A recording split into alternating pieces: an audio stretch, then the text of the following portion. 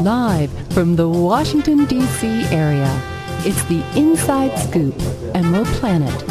All the ecology news that our viewers want to know. Now, here's your host, Executive Director of the Emerald Planet, Dr. Sam Lee Hancock. Hello and welcome to the Emerald Planet as we come to you from Washington, D.C. in the United States as we look around the globe in 144 different nations, looking for those 1,000 practices, the technologies, the services, and the products are making a difference as we move through the 21st century. And as we add 2 billion new people to the planet, how are we going to be able to provide the power, which in turn relates to the comfort that they need, the infrastructure, the food, the water, and everything else that they need to have an increased quality of life instead of just trying to subsist. And we have a gentleman who's sitting right before me that's been doing a lot of research and development in this area and also reaching around the globe himself with various organizations. His name is Frederick. He goes by Fred L. Spain. He is the CEO and partner of what's called Ranson Green and the Patriot Outreach Communities. And Fred, welcome to the Emerald Planet. Well, thank you very much. It's a pleasure to be here. I'm very thrilled about the efforts that you're putting forth, and it's great to be with you. No, it's great having you here and talking about it. Tell us about first the Ranson Green and the Patriot Outreach Communities, and then we're going to get into this very new renewable power source. Well, this got started a number of years ago when we decided that we had lots of need for the veterans and responders, soldiers that were coming back from the Mideast, and a lot of those people were suffering from ailments that were not getting looked at, I guess, in the right way, treated the right way. And we also had a bit of land out there that we thought we could incorporate to help them. So they started a program out in Oregon, which is a 501c3 called Patriot Outreach, Inc. So we had this project that we called Ranson Green, and Ranson Green was a large body of land that we're trying to get together, get funded for. And then we decided that it would be a nice thing to be able to build these projects on this particular piece of land and service the needs that these veterans and soldiers were having, particularly in housing. Yeah, well, looking at all this, of course, what we're talking about really is renewable energy, and this is something that many people think they know about but really don't know about. This is the hydrogen, but you've been working with a group out of the UK, United Kingdom, called ITM Power PLC. Now, how did you become interested in renewable energy? Because assume you have access to the grid, but at the same time, why such a firm like this, and why hydrogen? Well, I believe that the most available fuel source in the world is hydrogen, and I don't think that can be debated. I think it's everywhere. So I think that if we're looking for the future, like 2,000, 3,000, 4,000 years out, we've got to start planning for things that are going to take over the processes that we're using now of carbon fuels, burning things to run our engines. And none of those things will disappear overnight, but I think a lot of us have to get engaged in making things happen in a slow way so that as it goes on, there's more development of hydrogen, which is, again, the largest fuel source in the world. Well, looking at your project, the Ranson Green and Patriot Outreach Communities, looking at what they're doing as far as the ITM Power, how can they actually work with you, and what is their mission and their vision as far as projects like yours, but hundreds and thousands of others around the globe? What we found in trying to do our research about what was the most efficient method of finding a source of energy for our project, we felt that hydrogen would be that, as I said a moment ago. And I looked around the world to see what company was the most energetic in that particular discipline. And a year ago, we went to Sheffield, England. My architect, Doug Carter, my wife, and I traveled to Sheffield and had meetings with Dr. Cooley and his staff. And the thing we were most impressed with was the ability to manufacture the electrolyzers, which actually draws the hydrogen and oxygen out of the water, separates them, in an efficient way, and a way that they could produce many of these electrolyzers in a given period of time. We found that they were quite engaged with other countries near them in Europe and have done a lot of good work there. They haven't had much reception here in the United States because the Department of Energy sort of turned their nose up at hydrogen a few years back, and now they're looking more seriously at it again. But I think ITM Power has advanced to the point where we could use them. We also are going to engage with Schneider Electric, which is one of the largest electric companies in the world. They distribute electricity. And so we look at Schneider as bringing in the machines that can collect all the energy using solar, wind, whatever else we can find to make hydrogen or electricity, and use that electricity to make hydrogen. And then they collect the electricity and then they distribute it. But they'll also be responsible for working with ITM Power to coordinate all those efforts. Mm-hmm. And looking at that, of course, you were talking about they were working in Europe, probably some other places around the globe. So what kind of projects do they have ongoing right now? Actually, implementing the technologies that they have. And then what is the price differential between using the hydrogen, now or long term? And then how is that going to impact what they would be able to take off the grid, say in West Virginia where this project's going to go on, or any other place? That's a tough bunch of questions there. Let me start with well, you're a very bright guy, so I know you have all these answers. So. Right. Yes. Well, I think probably the most obvious thing for us was that they had gone into different types of directions to supply people that they knew, places that they were familiar with hydrogen, and to see that they would work. So the first thing they did is they went to Echo Island, which is the Isle of Wight, and they decided they would put hydrogen fueling centers on that island, and they would invite different car makers to come and see what they were doing. And it became quite accepted by the people there on the Isle and the people near them in Sheffield. So as this gained momentum, then they started going to other countries like where they were doing a lot of wind and solar energy production. And the one in particular was Germany. So they went to Germany and they've, developed different types of energy production and instituted ideas for storage, which has been a big problem with hydrogen. You've got to figure out how you're going to store it. But recently what they did is then when they had excess storage, they just simply overpressure the natural gas lines that are in the ground. That's very clever. That's very clever. Because that's using a double use of a resource that they already had, and the investment's been made. And of course, the gas lines are going all over Europe, as they are all over the United States and most countries around the globe. So I thought it's a very wise use. I thought it was fascinating what they did. And I had some comments, well, can't mix that with natural gas. Oh, yes, you can. Mm-hmm. That was mixed. People in the United States were using natural gas to light lamps and used in their fireplaces as far back as 1860. And that was called home gas. And then when natural gas came around, it discontinued the use of hydrogen, so as that particular function. So it was a very, very smart thing for them to do. And of course, it gave them a lot of momentum. Mm-hmm. The thing that gets the most, exposure is automobiles. And years ago, I was a member of the National Hydrogen Association for a short period of time. And they had Department of Energy had a show over, I think it was 88, and there was in 1988, 2008.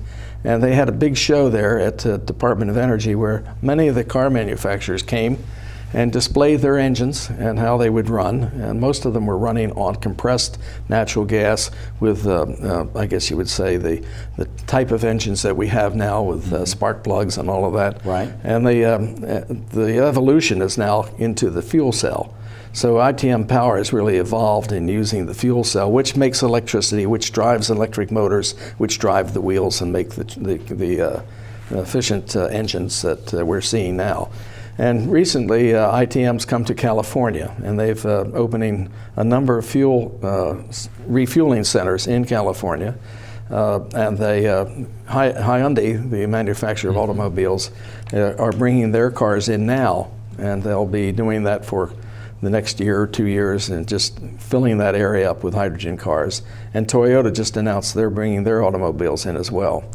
I just talked to the gentleman who was in charge of ITM's marketing here in the United States. His name is Jeff Budd.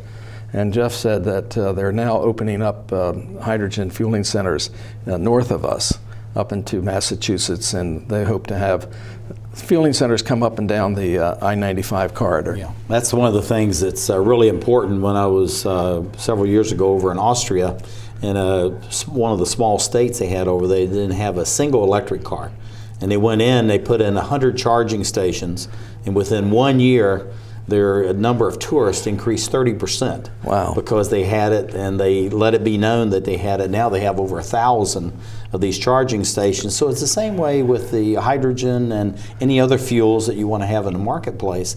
There needs to be the infrastructure for that. Well, you know, Shell Shell Oil Corporation does an ad on the TV that you see every now and then. It says all of us have to pitch in and think of other alternative methods of energy so that we can supply our nation or the world with adequate forms of energy production. And that's the attitude. That's well, the the whole thing too, Fred, as you know, is that we have to greatly reduce our dependency on fossil fuels, reduce the CO2 emissions, and by the end of this century, we need to be at zero emissions, not just cutting back 20, 30, or 40%. That's very important. And of course, the other important thing is stop burning valuable assets that we can't recreate. Well, it's just like flaring, with the fracking gas and all that. It's an abomination. But looking at developing countries, hydrogen in that, what do you see for the future of hydrogen in, places like the continent of Africa, Southeast Asia, even the South Pacific, the small island nation states? I think that's one of the application of hydrogen fuel is most needed, because you can reproduce or manufacture hydrogen out of animal waste and other minerals that you would mix with it. We met a person out in California a couple of years ago that had a machine small machine that looked like a copying machine, that he actually was producing hydrogen that could light a village. And that's the type of thing that you're starting to see more and more of, these little inventions that are coming around. And that's the kind of invention or kind of a production machine that you need around the world. Little islands that have a small population that are dependent on diesel fuel. Well, if you go travel to some of these islands, you don't have energy all day or all night. And it gets shut they off. have roving brownouts, Yeah. and so if you get it about 3 or 4 hours in a day, you're fortunate. And of course, the rest of it, in many of these countries, the grid really is the diesel generator as a backup. Oh, that's what it is, And really. that's Yeah. unfortunate. We've just run out of time. Okay. It's great to have you here. But Pleasure. last question, Yes. Where do you see that your organization is going to be in the next 5, 10, 15 years? And we need to be quick. Well, I think it's an exploding technology, and I think that we're right at the forefront of that. So I think as the wave builds up, we'll be riding it down. Fantastic. That's a great answer. Thank you. Anyway, this is Fred L. Spain. He is the CEO partner of Ranson Green and the Patriot Outreach Communities, talking about ITM Power, PLC, British company. And thank you for being with us as we look around the globe to create the Emerald Planet. Too many women get hit by their boyfriends and husbands. Too many women are pressured into having unprotected sex. Half of the people in the world living with AIDS are women. It doesn't have to be this way. Together, we can change this reality. Let's strive for a world free of violence.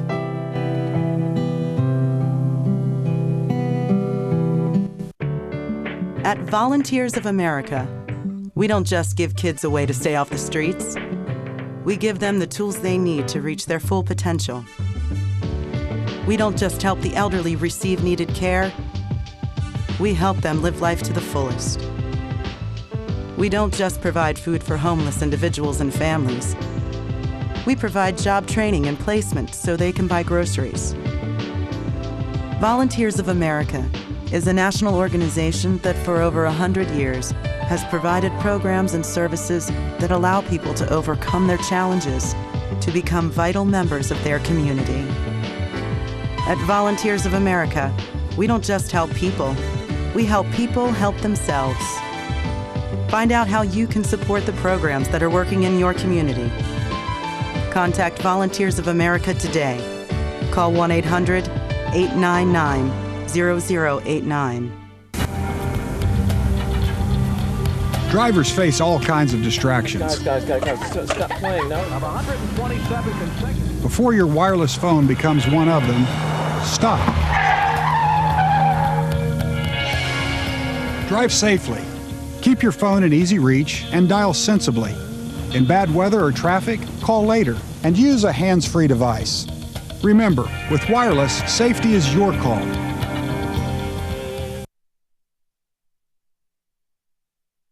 The Emerald Planet. I'm Dr. Sam Hancock, the President and Executive Director of Emerald Planet and the Director and host of Emerald Planet TV.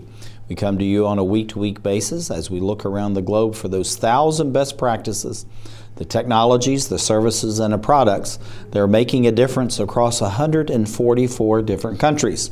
And so as we go to a planet with 9 billion souls by 2050, how are we going to be able to provide the basic infrastructure and particularly the energy sources that is going to need to increase the quality of life while producing more food, taking care of all the waste, bringing water, and all the other basic needs that we have for these people that are going to be on every planet around the globe.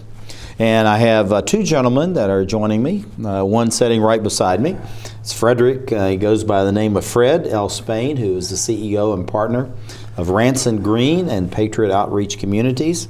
He's here in the studio. And then joining us by Skype, coming in from Virginia, is Robert Bob L. Bryant. He is the managing partner of Accent Energy Partners, LLC, by Skype. And Bob, I understand that you're already with us by Skype, correct? That's correct, Dr. Hancock. I appreciate it. Okay, glad to have you here. We're going to start off with Fred and a little introduction there, and then we'll come right to you, Bob, if that's okay. Fred, give us a quick overview of Ranson Green and Patriot Outreach Communities, please. Well, Ranson Green is a energy, conservative city that's being designed not to use overuse the word of green, but we're trying not to build a city that will use carbon fuel. And we're trying to do that in all levels, in the fuel consumption that we would be using to build the city, and even in wood and in construction, trying to eliminate all those things. And I think we've done a great job of coming up with the design of Ranson Green. And then we invited another group from Oregon, Patriot Outreach. These are people trying to help returning people from the Mideast that have been in the war-torn areas that need housing, they need long-term medical treatment. Some of it's not physical, some of it could be mental, but they need to re-engage themselves in society. So we have built a community, or designed a community, that can do a lot of things. It can bring these people into the society by teaching them new trades. A lot of them, the only people that we've met, the only thing they know is how to engage in warfare. Right. And they come back here, they need to know things that can do beneficial things to raise their families successfully, and those are different trades. So we're going to have schools that will train people to take on new professions. Well, the whole thing about it, if you're doing all this to stay in the vernacular Ranson Green, so you have many opportunities for green jobs to be created right there within the community itself, so people actually don't even have to travel outside for their jobs. But Bob, I want to switch over to you as managing partner with Accent Energy Partners.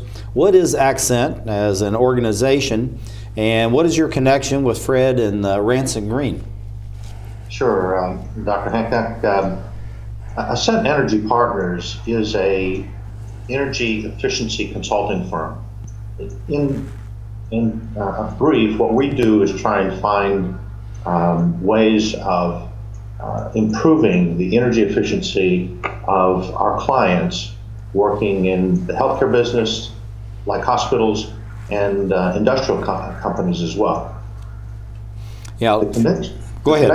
The connection with Ranson Green really was born out of a relationship that Mr. Spain and I have created over the last several years.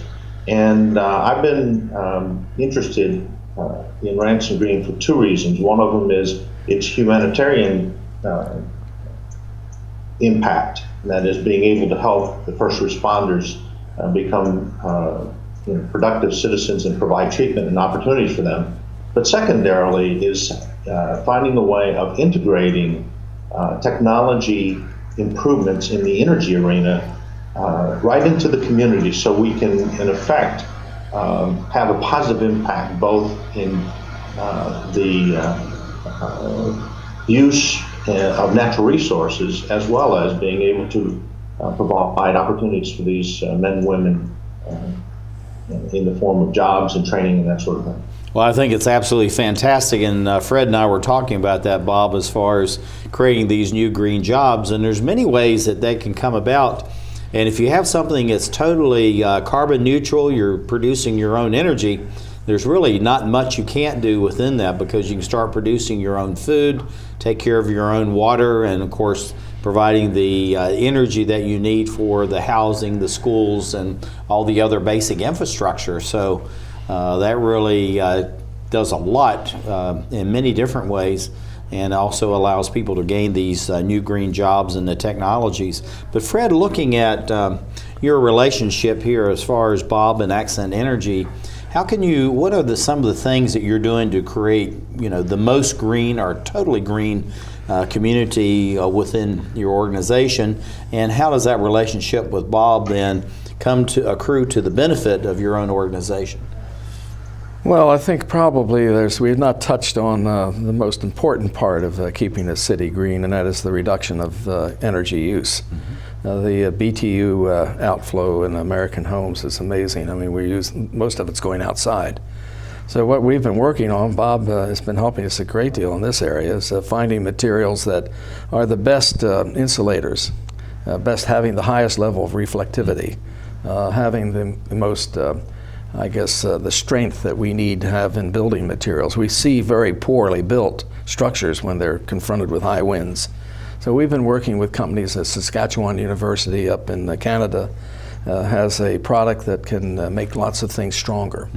And so we're looking at having that blended into some of the materials that we'll bring on board. We have a product called Ceresite that we could introduce, which we could make wall boards, mixing it with other products such as glass beads and a binder, a polymer binder, makes a wonderful wall board that is fireproof. And those are the things that all of us are working on. And also, too, as you were saying, Fred, it really is more energy efficient at the same time, which is really you're building it into the walls themselves and not just applying it to the wall. So it's absolutely fantastic. Bob, what is the core mission as far as sustainability, and why is that important to the various projects that you've been developed and working on, here, but also around the globe? Sure. The way we sort of think about it is that we're living in what is really a critical time where the global supply of natural resources is declining dramatically, while the demand for these resources is escalating. So we're striving to create changes that move us toward a sustainable future, really for the survival not only of local communities today, but also for the whole world and into the future. Locally, sustainability is important to ensure that social, environmental, economic systems that make up our communities are providing a healthy and meaningful life for residents and visitors alike. It sort of answers the questions like, are there jobs that pay sufficient wages? Can residents find homes that they can afford? And are people willing to volunteer and contribute to their community? So sustainability is important because all the choices we pursue and all the actions that we make today will affect everything into the future. So we need to make sound decisions at present in order to avoid limiting the choices for the generations to come. Now, with respect to what we're more directly involved in, it means finding innovative ways to cut costs and to minimize the impact on our environment through efficient use of energy and water conservation and other raw materials, just like Fred was talking about. So the initiatives are really quite extensive and ambitious.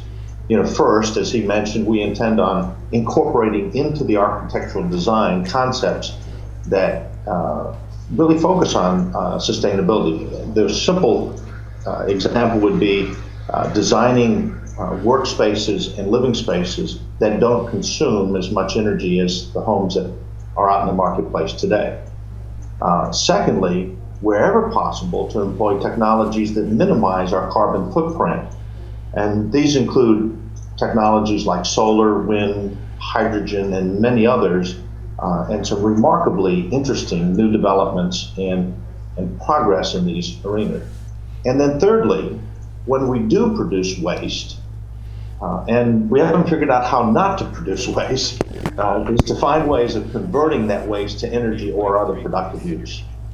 Well, I tell you, that's a lot to be doing, and of course, if you're planning that and working on that in advance, it makes it much easier when you actually get ready to build something. And many times we're trying to apply things, at the last minute, and so it's very important that we work on that in advance. Anyway, we have Fred sitting right here, and he's been working with you, and I'm going to ask him to provide you with the next question. Fred? Okay. Oh, excuse me. Bob, what is waste to energy, and why is this concept so important to our projects? Sure.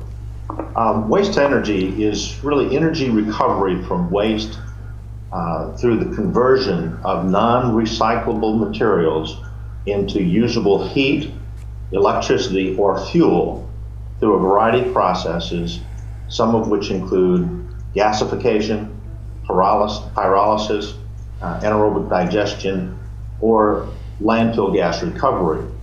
That process is what we call waste to energy. Yeah, we're looking at, I think if we can bring this slide up here, I think we maybe have a little challenge with that. Looking at these, and this is some of that waste that you're talking about. And of course, we're putting in the ground, billions of tons of this, as you know, Bob, on literally a day-to-day basis all over the planet, or dumping it into the oceans and streams. So why is it that you can now take this and make useful products out of it and our energy, and we're not doing it already? Boy, it's a great question. I think in the United States, the reason we haven't exploited it as much as we might otherwise have done is that the price for power is so inexpensive. And in other parts of the world where the availability of electricity and thermal energy is not as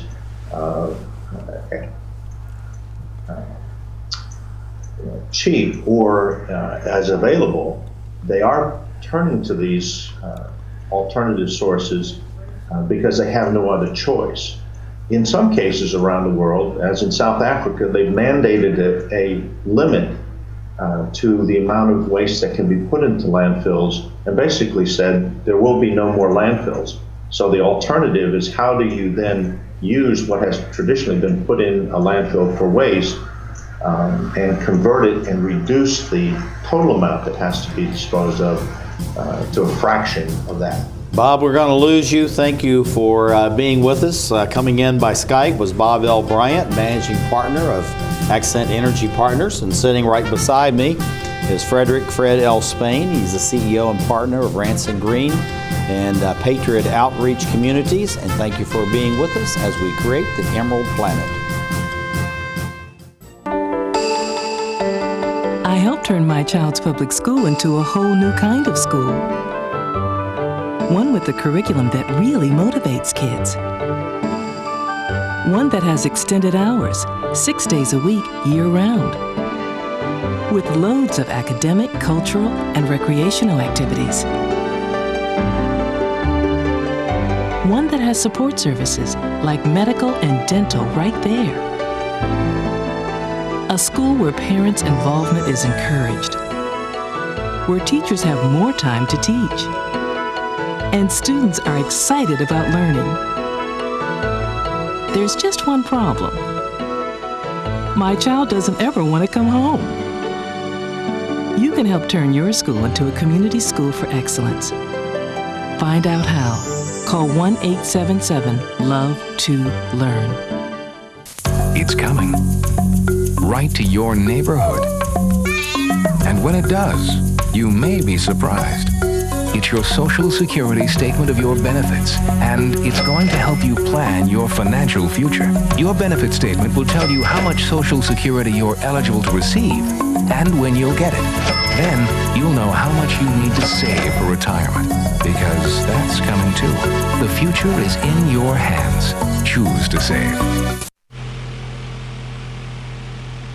The toxic fumes from this meth lab are seeping into Jamie's sinus cavity.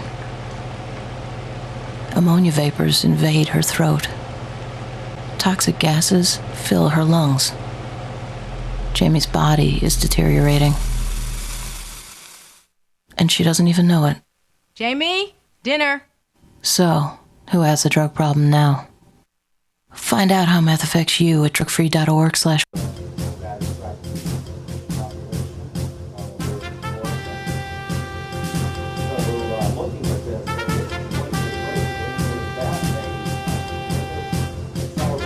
We're back to the Inside Scoop Emerald Planet. Here again, your host, Dr. Sam. Hello and welcome to the Emerald Planet as we come to you from Washington, D.C. on a week-to-week basis talking about those issues that need to be solved and also the solutions that are taking care of various critical areas. And one of those areas, of course, is the world is drying out as far as the amount of potable water. That water is available for drinking, and also the gray water to flush toilets, to clean buildings, to take care of automobiles. And so at the time when there's less and less water, we have three gentlemen that are here with us that are actually helping to retain, store, catch, if you will, almost water, and then to be able to release this as it's needed around the globe. Very interesting. I've talked with these guys a number of times. Every time I see this, Dan, who's sitting right beside me, I just shake my head and said, how does this thing actually really work? But it works. There's over 300 projects already going on. So let me introduce everybody. I'm being surrounded right now. H. Ryan Vanderwater. Ryan, wave. There you go. He's a co-founder, CEO, and then Blair. There you go. Smallbone, who is the co-founder and president of Earthbound Innovations. I love this name. LLC and Parjana Certified Installers, and we're going to talk about that in the next few minutes. And then sitting right next to me is Dan Bix, who is the principal of Terramar Co., and he's here to back up our buddies in case we lose them. But anyway, Ryan and Dan and Blair, thank you for being with us. And Ryan, let's kick off with you. What is the organization that you have, this Earthbound Innovations, and the relationship with Parjana? Earthbound Innovations. We are located in the U.S., in Michigan, and we established the company surrounding the technology Parjana has invented. And what we want to do is deploy this technology not only here in Michigan, but mass deploy, and that is on a global level. So the technology we came across was through a contact of mine, my Uncle Andy. He told me about the technology and said, this is something else, you need to really do the research on it and think about it. And a matter of 2 or 3 days later, I quit my job and moved forward with opening up a company and doing it at a full-time basis, and it's been successful ever since. And it's an extremely unique technology, and we're going full court press with it. Ryan, it sounds like we're getting a lot of feedback there, so I think hopefully the engineers can take care of that for you, because this is a very worthwhile statement that you're making. But the EGRP, this is this Energy Passive Groundwater Recharge. Tell us, Ryan, what does that actually mean? It's an energy passive groundwater recharge product. So we're essentially recharging the groundwater with from the storm water and stagnant water from above, and recharging it back down into the earth naturally. So we're basically using Mother Nature to power our technology and run it to a point that we can actually guarantee it to work and to be successful. I tell you, it's absolutely incredible. And Dan, when I first met you and you bring out this plastic stick, literally, and there's no power used by this thing. So you're looking around the world for best practices. You want to find things that either low or no carbon emissions, low or no use of power. and at the same time to bring about the increasing the supply of water. It seems like you've brought this all together in just one actual technology. Well, thanks, Dr. Sam. You're absolutely correct. We've been on an 8-year journey looking for the right types of technology that can be used to provide green solutions, and this is the best of the best. After we looked at approximately 100, and 100 different technologies trying to combine all these things that we just talked about. That's right, and what's so interesting about the Parjana is that it has so many benefits, whether it's flood control or controlling stormwater or enhancing agriculture services. This is a remarkable technology. I want to see if we can bring up some of these slides here because we really need to see this, and we've talked about this before. And we didn't have a chance to actually see this. If we can bring this up. I just love this icon you have here of the pioneer going forth and replenishing the water. But Ryan, tell our domestic and international audiences a little bit about the benefits and applications and this incredible machine we have right in front of us. Yeah, the benefits are simply endless, and they keep coming to play as we start installing in different areas. And they basically, to simplify it, it's into 2 different categories: surface benefits and underground benefits. So the surface benefits are going to be removing that stagnant water from above and infiltrating it naturally back into the earth. And then also that includes the stormwater management. We can also infiltrate the stormwater from, it could be 1 inch to 4 inches of rainfall, and infiltrate that back at a rapid pace, basically speeding up Mother Nature. And then another surface benefit would be waterproofing. We can waterproof foundations for basic buildings and homes and different developments. But then you're also going to have your underground benefits, which is going to be obviously recharging your groundwater, which is huge, and then stabilizing your ground for a more sturdy surface to build on, or even have your agriculture, farming. The benefits are endless, but another positive thing is reducing the hydrostatic pressure on the already existing infrastructure, so that the high water tables or the stagnant water can go down naturally instead of entering your buildings from below and ruining your infrastructure. Yeah, you were telling me that when we met, Ryan, about how you can go into service stations, you can go into high-rise office buildings or condominiums and actually take that pressure off, and so you're not cracking the core underneath these buildings and weakening the structure itself. Blair, tell us a little bit about how this actually works. I'm going to bring up some of these images if we can share those.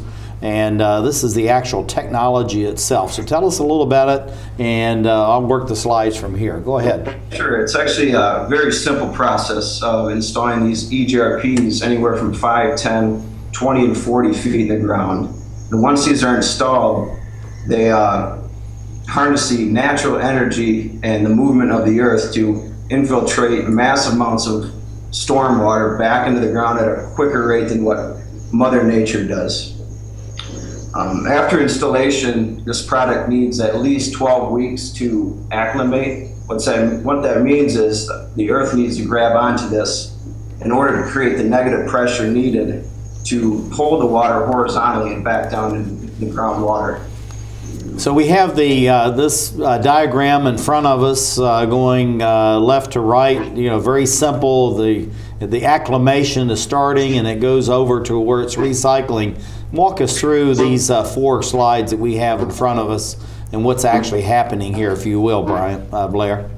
Yes, naturally the water is infiltrating just vertically into the earth, and what the EGRP does is it opens up the micro layers of the earth and gives the water someplace horizontally to move. So as the process goes through, the longer this is the ground, the better it's going to work, and the more water we're able to move horizontally throughout the acclimation period.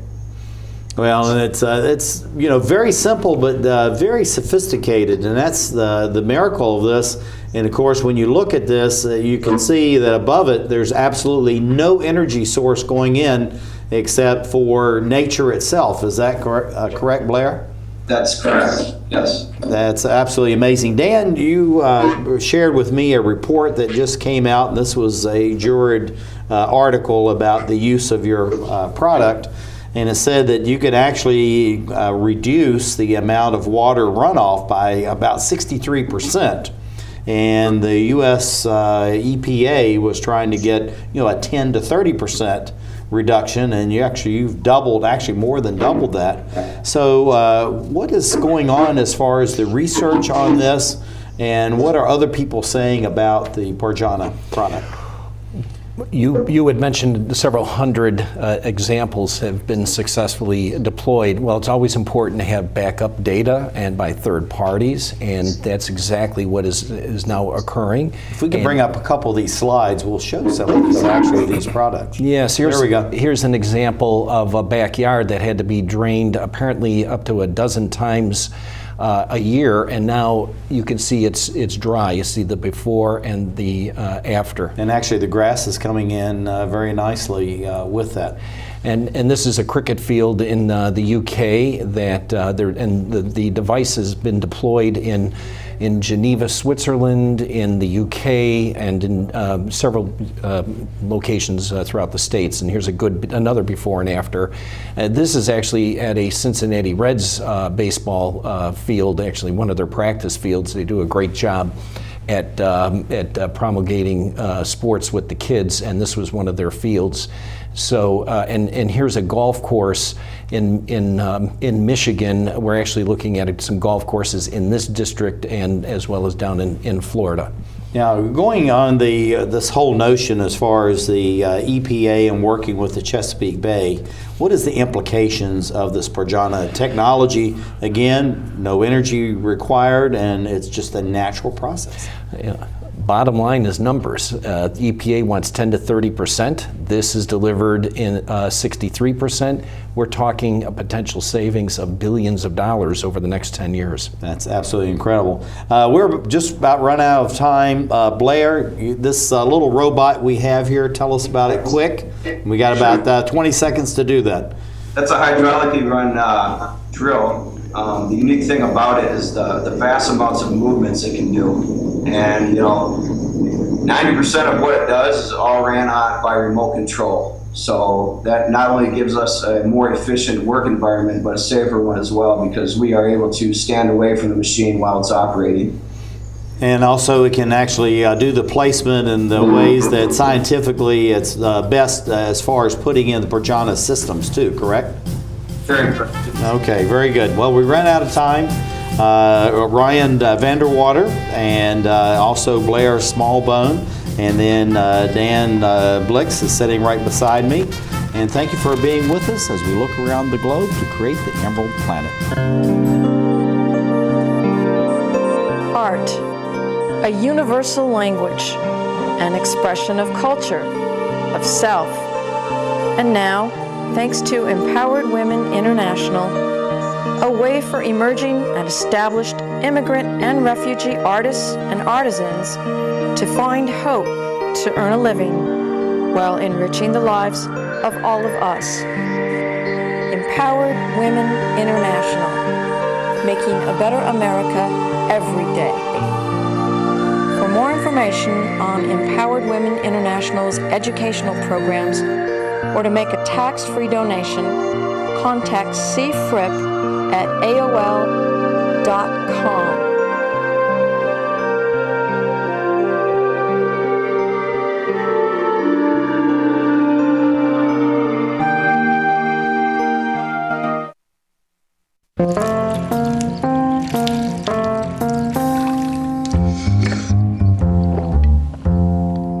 Here, kitty, kitty. Here, kitty, kitty, kitty. Here, kitty, kitty. You'd think it would be easy to tell which kids have trouble with their eyesight. But that's not always the case.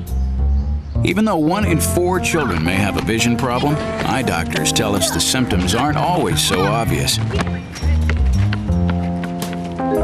We do know that 80% of all childhood learning is visual. And without good vision, kids can have trouble learning to read and may fall behind in school. For clues on how to spot the real-life signs of childhood vision problems and what parents can do, visit checkyearly.com. A public service message from the Vision Council of America and Reading is Fundamental.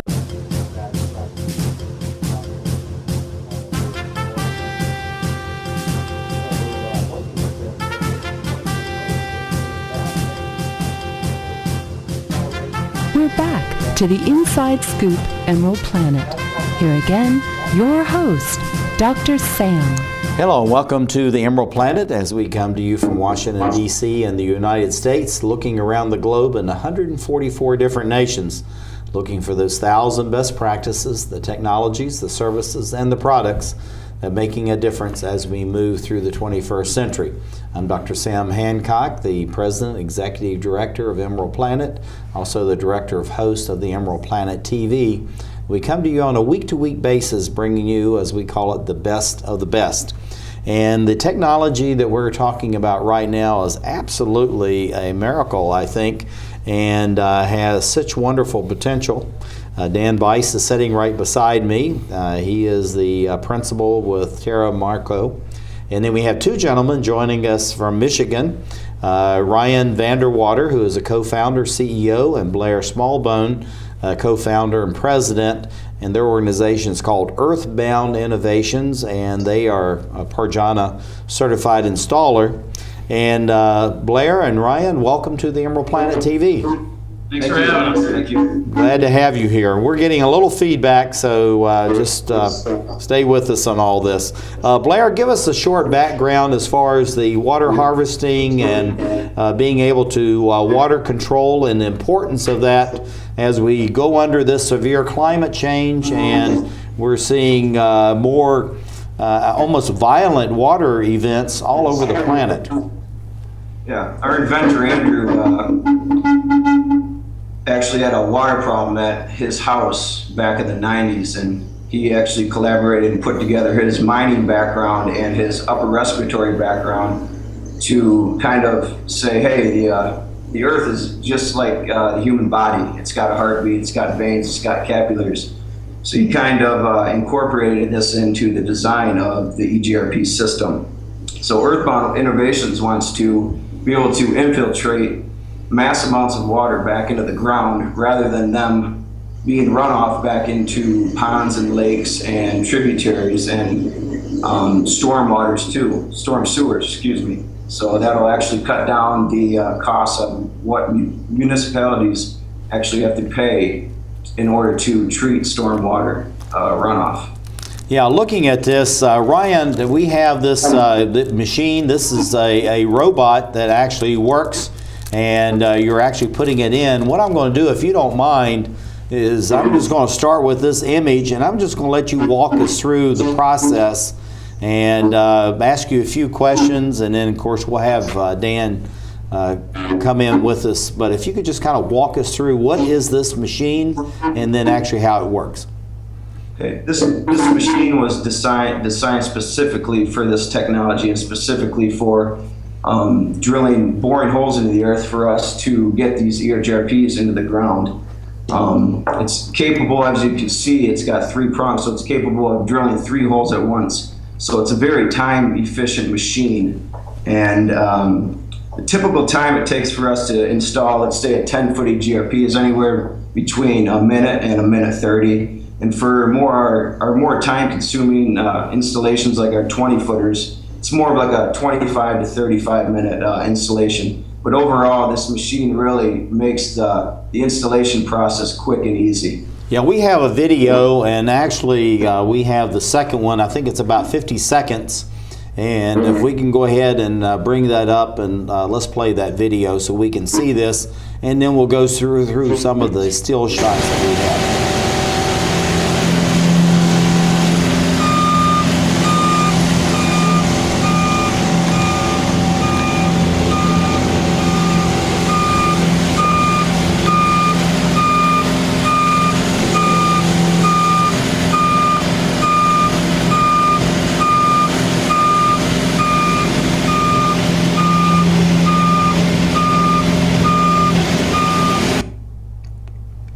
Wow, that's amazing. It's that simple. Looking at some of these steel shots that they have, Ryan, why don't you take us through these? If we can bring the slides up and let's look at these.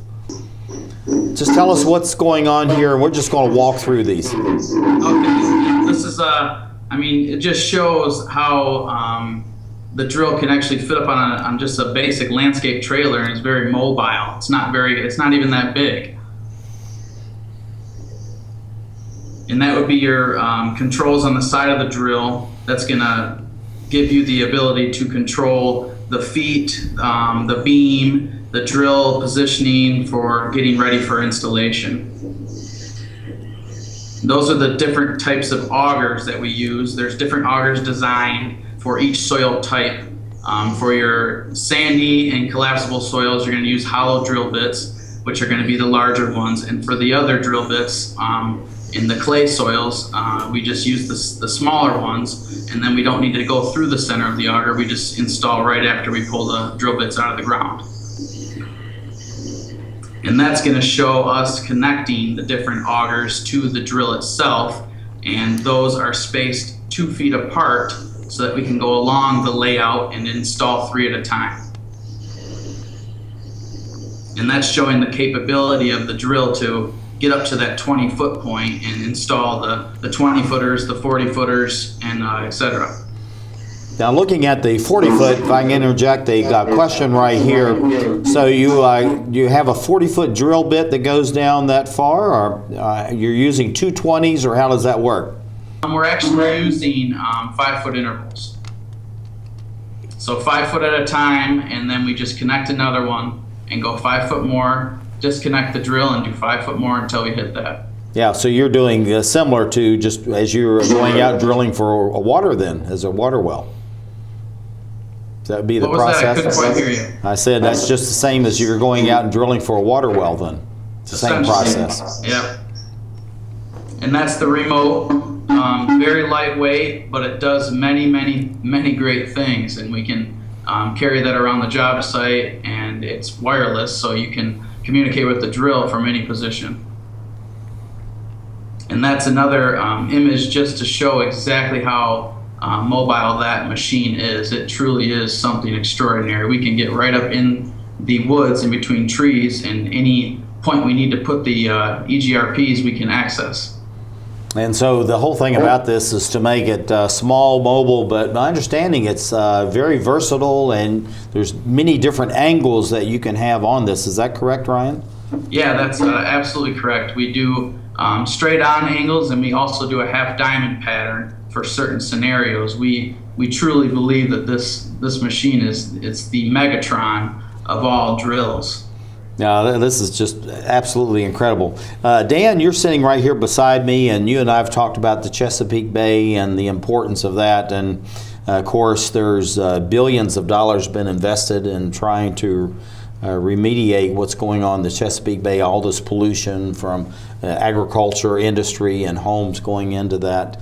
And of course, this severe runoff as far as stormwater going in and really destroying the stream beds and the river banks and all that going in to the Chesapeake Bay. So we're getting more and more sediment going into the bay itself.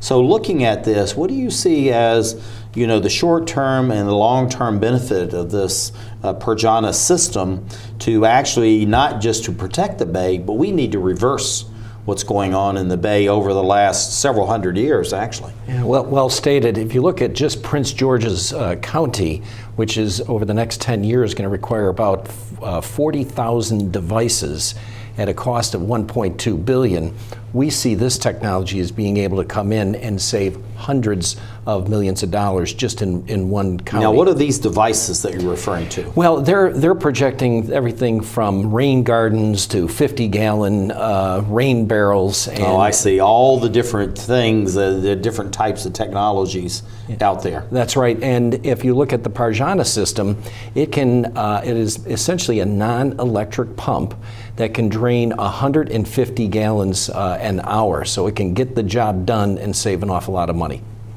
Yeah, that's just absolutely incredible. Blair, looking at this system, we still have this image that we can bring back up. But looking at the Prajna system, I know you've used it in a number of states and many different applications. So the landowners, whether it's a homeowner or a large industrial complex or even a warehouse complex, how do you think that you can actually go in and help these people to stop their runoff, because counties and cities are now charging special fees for the runoff that's coming out into the streams and into the sewer systems? So how can you stop that, and what are the savings to the landowners regardless of a home or a very large industrial complex? It's a little bit of the same. We want to capture the stormwater, the rain runoff, right where it comes in, so there is absolutely no runoff. What this is, it's a permanent fix. So we are recharging the groundwater instead of putting a Band-Aid on the fix and moving the water from one place to another and causing someone else's problem to be someone else's problem. So like I said, this is a permanent fix, and we are infiltrating the water back into the ground at a quicker rate than what Mother Nature will do. Well, and actually you were actually putting it in the ground, because some of this ground, because it's almost impervious, it's almost like concrete, so it's very difficult for the water to be absorbed anyway. Ryan, you are certified drillers and have gone through the Prajna training. What is involved in that? How long does it take? How long does it take to learn how to operate this machine? And how difficult is it for aftermarket service so that you keep it out there and it's operating on an ongoing basis? Yeah, we did have to go through a certification stage. We had to meet at a university near Detroit, and it was about a week that we got the classes done and taken care of. We had to sit through section by section, learning the drill, learning the system, learning the safety, learning all the different soil types. And once, I believe it was day 3, then we actually got to take the drill out, and we were drilling out on Belle Isle in Detroit. So it was actually a pretty quick and easy process, a lot of knowledge to absorb, but once you get it in, from there on out, it's quite simple and quite easy. Yeah, it looks like it's something you can do. And we've just about run out of time. Dan, you got to be quick. What are the commercial and investment benefits of the Prajna system? And you got about 20 seconds to get all that out. Well, I just ran some projections for one investor, and it's a 918% return over 5 years. My goodness, that's incredible. 900, how much? 918%. That's incredible. Anyway, thank you, gentlemen, for being with us, coming in by Skype all the way from Michigan. And Dan Bice, thank you for being with us and sharing about this amazing technology. And thank you, dear viewers, for being with us as we look around the globe to create the Emerald Planet and shake hands.